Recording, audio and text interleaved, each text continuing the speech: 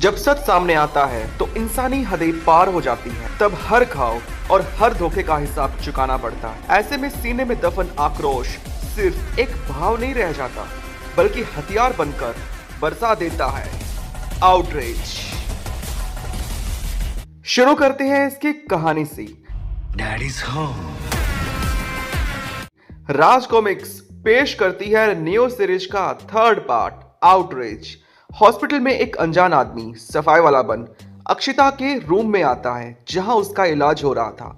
वो उसे इंजेक्शन देता है जिससे वो बेकाबू हो। कुछ टाइम बाद स्टाफ पर हमला कर देती है, वहां से भाग जाती है। अपने पास्ट के ट्रॉमा में, दर्द में ध्रुव रात में एक सपना देखता है जिसमें रोबो से उसकी लड़ाई में नताशा उसे बचाते हुए बीच में घायल हो जाती है। ये सब देख ध्रुव की आंखें खुलती है जहां नताशा के साथ वो नाइट टाइम स्पेंड कर रहा था। वो नताशा को गले से लगा लेता है। Romantic scene. लेकिन ये सब सच नहीं होता, क्योंकि ये सब एक ड्रीम सीक्वेंस होता है ध्रुव का, जिसमें उसे ऐसे विजन आ रही थी जब से वो रोबो से लड़ा था city without a hero series में। फिर वो नताशा को जलता हुआ देखता है, तड़पता हुआ देखता है। श्वेता उसे जगाती है, अपने भाई के साथ मस्ती मजाक करती है। ध्रुव अपने कपड़े पहन चल पड़ता है सिटी में क्राइम इन्वेस्टिगेट करने, जहां हॉस्पिटल में वो अक्षिता के भाग जाने की खबर लेता है और एक बिल्डिंग में मिस्टर माधवन का खून हो गया, जहां वो खूनी उसके सीने में कोडवर्ड से उसे चैलेंज करता है। दूसरी तरफ नताशा की बात करें तो वो अपने पापा को देखने जाती है जहां उनका इलाज हो रहा था। लास्ट स्टैंड कॉमिक में उस लड़ाई में उनकी जान तो बच गई, लेकिन अब यहाँ कोई अनजान शख्स धोखे से वहां आकर रोबो के साथ कुछ बुरा करने वाला था। नताशा उसे रोक नहीं पाती। ध्रुव की बहन श्वेता कमांडो फोर्स और अपने भाई के लिए कुछ नए गैजेट्स, अपडेट्स, कॉस्ट्यूम तैयार करती है और उन्हें देती है। लेकिन ध्रुव अपने पास्ट को याद कर, जहां उसकी मां ने उसे प्यार से ये येलो और ब्लू कलर की कॉस्ट्यूम दी थी, ध्रुव उसे ही पहनने और हमेशा इसी में रहने के लिए उस नए कॉस्ट्यूम को मना कर देता है। अक्षिता को वो किडनैप कर एक ऐसी जगह पर बंदी बनाकर ले गया और black cat water treatment plant पर सीक्रेटली छुपकर बाकी विलन्स पर नजर रखे हुई थी। यही ये कॉमिक एंड होती है। और अब बात करते हैं इसके रिव्यू की। This is the another bigger banger of 2025 is here. Yes, ये ना कुछ बात, ये कॉमिक तो शानदार ही नहीं जानदार भी थी। जरा इसके आर्टवर्क को देखो, इस बार कुछ नया ट्राई किया है, रियलिस्टिक अप्रोच, और इसका कवर पेज तो शानदार है, किसी हॉलीवुड मूवी के पोस्टर और स्टोरी से कम नहीं। पहले भाग में श्वेता की स्टोरी काफी अच्छी रही, सेकंड पार्ट ठीक ठाक सा था, लेकिन थर्ड पार्ट से इसने दिमाग ही घुमा दिया और पागल सा कर दिया। ध्रुव का दर्द नताशा के लिए सीने में बार बार जल रहा था। आगे वो शायद अपने पिता की जगह भी ले या उसके जैसा बनने की कोशिश करे। उसके पापा के साथ जो भी ऐसा कर रहा है वो उसकी जगह ले एम्पायर अपने हाथों में लेने वाला है। क्या नताशा उसे रोक पाएगी? ध्रुव का नताशा के साथ ये जो स्लीपिंग टाइम है, क्या बस ये एक सपना था? आखिर वो भी तो एक लड़का है, वो ऐसे सपने कब से देखने लगा?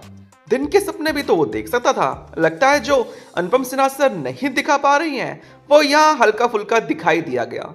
समझ रहे हो ना? अब सवाल यह है कि राजनगर में चल क्या रहा है।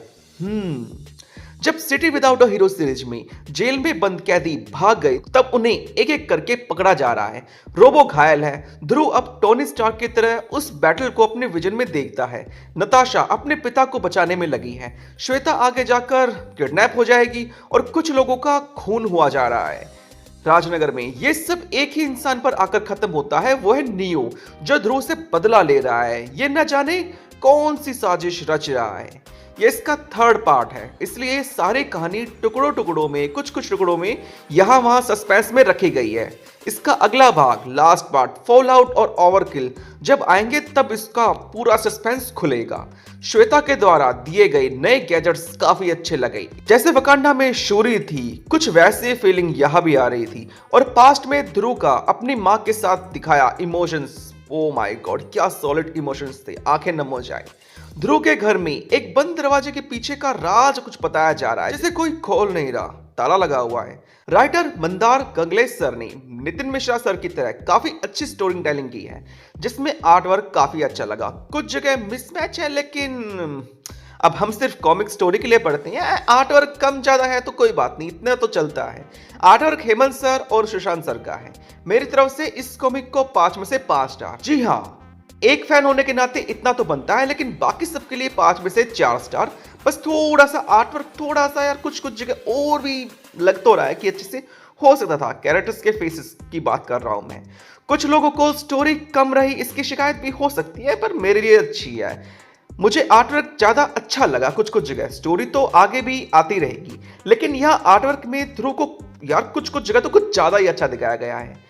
इसे पूरा पढ़ने के बाद ऐसा लगा मैंने कोई हॉलीवुड मूवी देख ली है और मेरे दिमाग में अभी भी इसके इमोशनल सीन्स और एक्शन सीन्स चल रही हैं। एक्शन भी अच्छा है, थोड़ा विलन्स डार्क भी है, श्वेता की कॉमेडी भी है, नताशा के साथ थोड़ा प्यार रोमांस भी है, सस्पेंस भी है।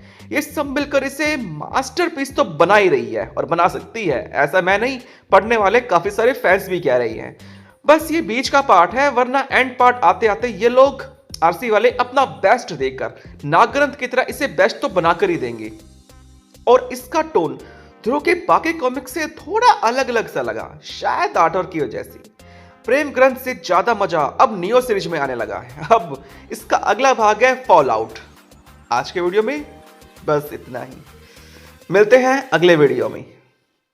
मैं वो सब करूंगा जो कोई और नहीं कर सकता,